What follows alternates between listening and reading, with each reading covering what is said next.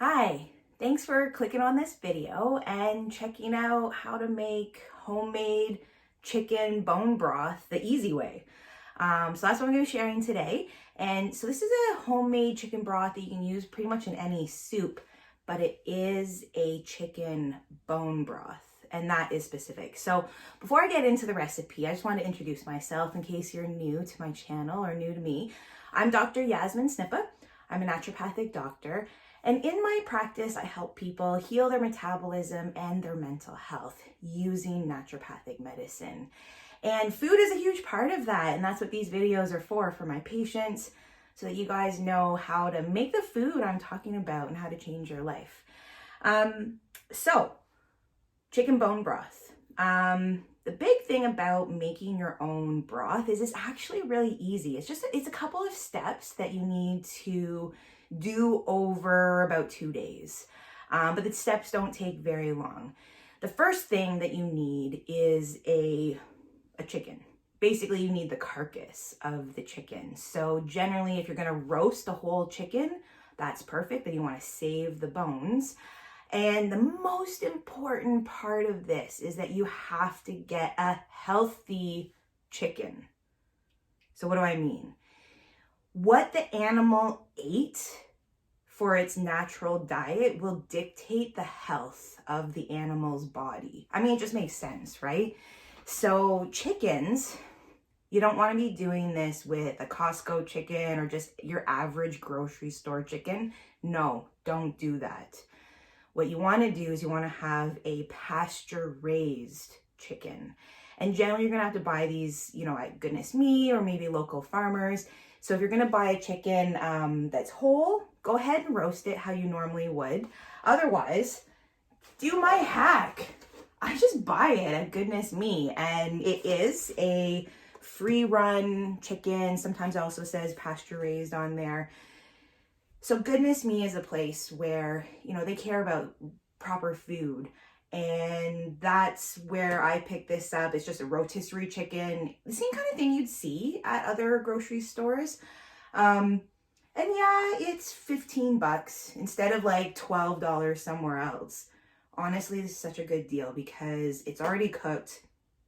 You're going to pull off the meat and use the meat for whatever you want.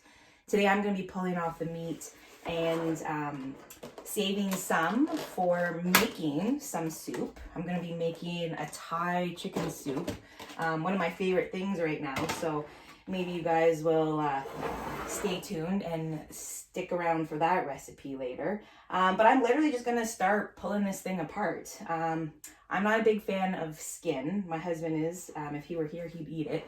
I'm just going to throw it into this. So this is my big slow cooker pot. So you could be putting the carcass into just a regular soup pot, but I'm too lazy.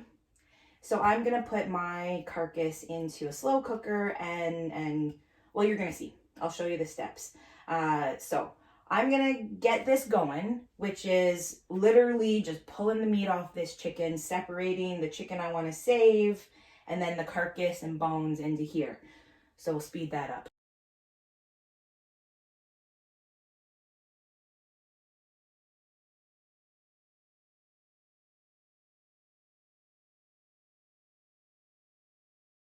Okay, so I've got that part done. So look at all this chicken. This is gonna work for my soup. This is gonna go into my chicken stir fry I'm making later, and probably will still even have leftover meat. So I mean, it really is a good deal when you consider that we're gonna be making probably 2 liters of broth using this chicken. And so we're gonna get soup out of it. We've got the meals, amazing. So hold here. I'm gonna get the rest of the ingredients to set up our broth, okay? I'm back to get this going, this broth going. It's so easy. So just to have a little peek, that's the carcass that I just threw in the slow cooker. But remember, this could be just a really big soup pot. It doesn't have to be a slow cooker, but this makes it easier. So then the next thing we're gonna do is add some veggies. And the cool thing about this is you can just use like basically it's onions, carrots, and celery. That's what you want to use. And you don't have to use the pretty stuff. You can use, like, I just picked up an old onion from the fridge. Rough chopped. The whole point is you're just rough chopping this, and it doesn't really matter how many putting in. So I'm putting in a couple of these onions, and look, I'm not even going to peel them. I'm just quartering them. In they go with the skin. Because that's the important part about this broth. I wanted to take a moment while I'm cutting up these veggies to talk about why this is important and why it's special. You might want to do this just because it makes your soup taste like miles above, you know, so much better, because it's so tasty when it's homemade. Now I'm going and throwing in some carrots. Again, I just washed them, but I'm not cutting off the tops. I'm just going to put them in, you know, like I say, rough chopped. So like I'm saying, like pieces like this, throw it in. Don't peel it. Don't take the tops off. Just put it all in. Because we want the nutrients from these veggies. We want, because this is going to be on a slow simmer for about 12 hours, maybe even longer. But about 12 hours at least. And while it's simmering away, that is when we're gonna have all the nutrients, all the electrolytes leach out of the chicken, out of the veggies, and go into the broth. And that's what makes this a million times better than buying broth pre-concentrated and using that, because it's more processed. It's much more devoid of the nutrient potential that could come from making your own. Okay, so now I'm gonna throw in some celery, and like it's old celery from the fridge. It's a little droopy, but that's okay. The broth doesn't matter. We'll use it, and put in the tops of the celery. You know, so in goes the tops. When we're doing the chicken part, you know, so that's why we wanted to pick a healthy chicken, because we are going to be leaching out the minerals from the bone, from the marrow, all of the collagen, the nutrients. And we don't want a toxic animal, because we don't want their toxicity in our soup. So that's why we are going ahead and doing that. And this end, throw it in. I washed it, throw it in. Whole thing, boom. So that's the veggies. And you can see it's covering, right? So there's lots.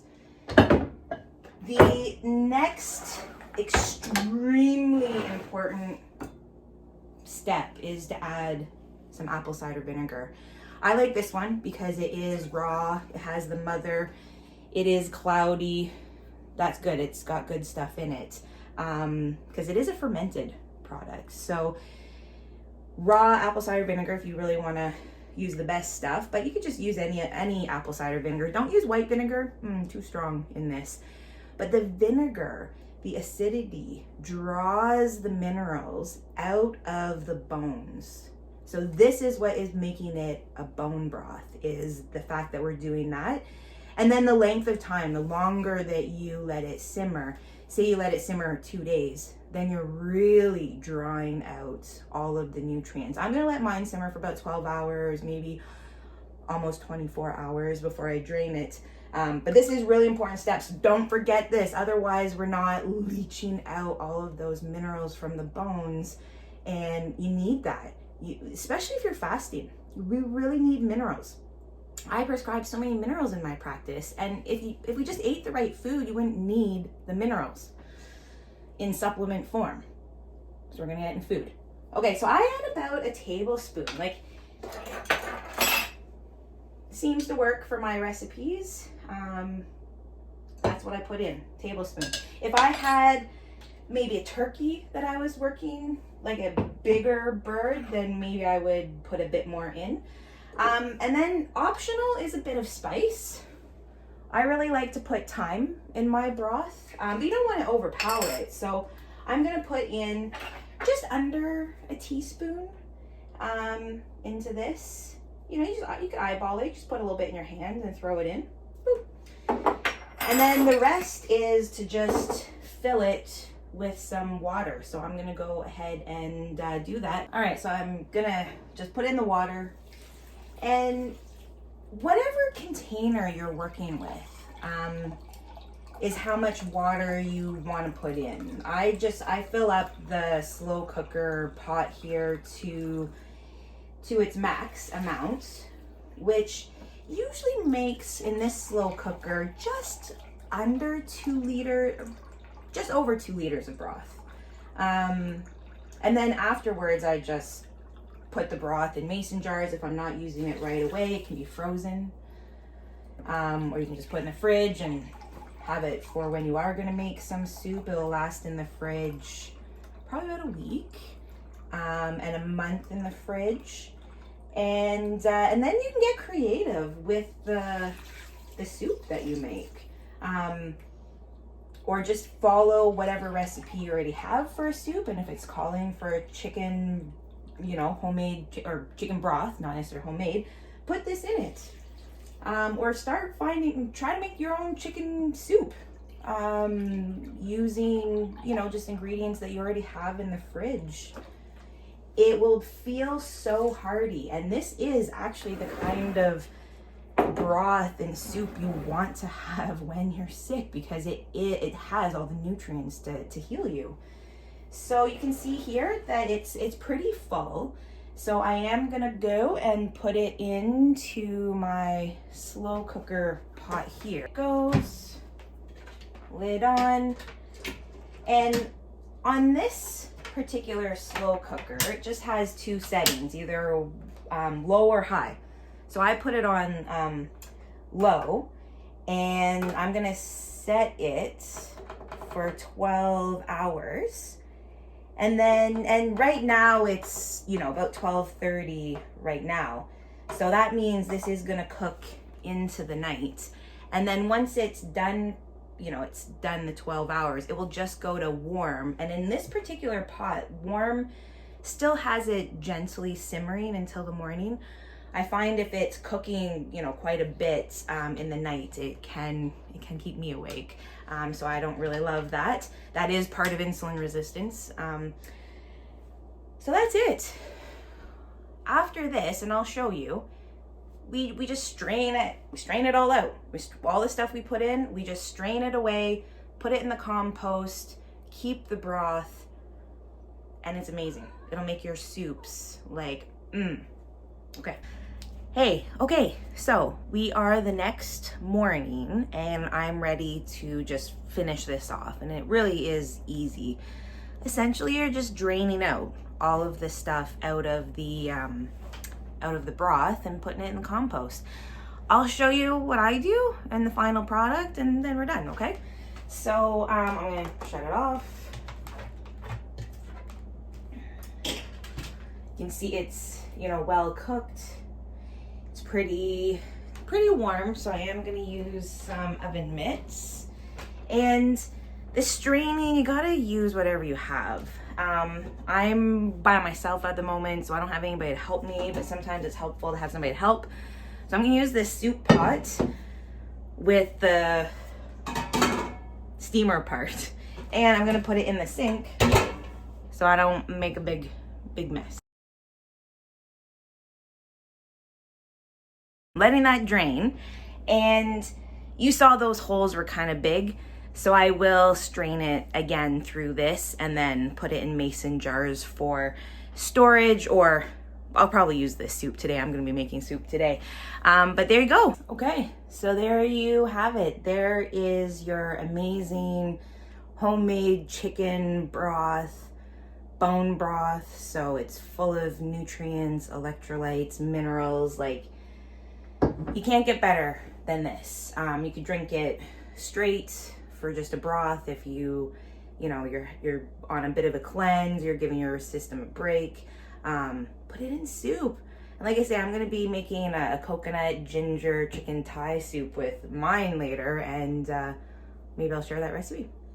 All right, so if you found that helpful, subscribe. Also sign up to my email list, because that's where all the best information is, and you want to do that through my website, dryasmin.ca. And we'll talk to you next time. Bye.